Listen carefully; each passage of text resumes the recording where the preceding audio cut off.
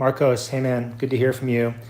Um, I'm sorry that you've been struggling with this for so long, but I'm definitely excited to hear that you're on the right track, even though it's been frustrating that you haven't seen much change yet.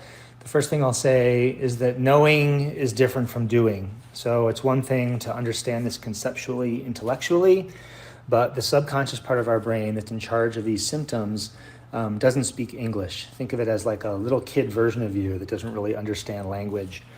And so, your cognitive, your adult, higher level thinking brain gets it fully.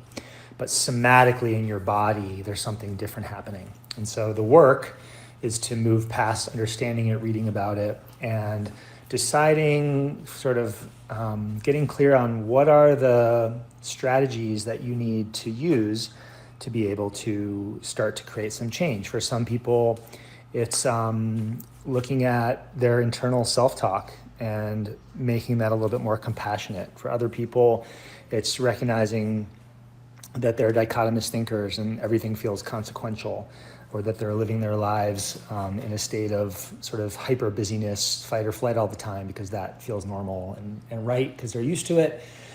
But that's not serving anymore.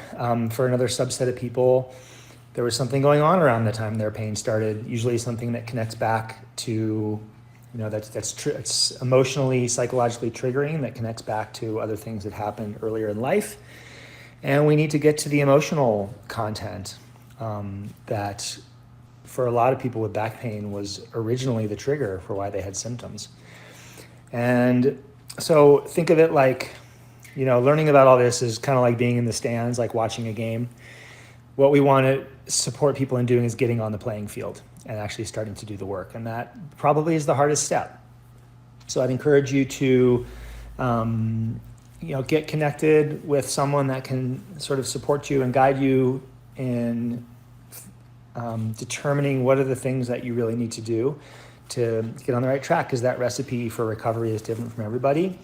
I can just overall just encourage you and continue to tell you that you have every reason to be hopeful and that this too shall pass, and also that you'll probably learn a lot along the way, whether you like it or not. So hope that helps, and if you want to connect at some point and if I can support you in any way, virtually or whatever, just let me know. And thanks for reaching out. We'll talk soon.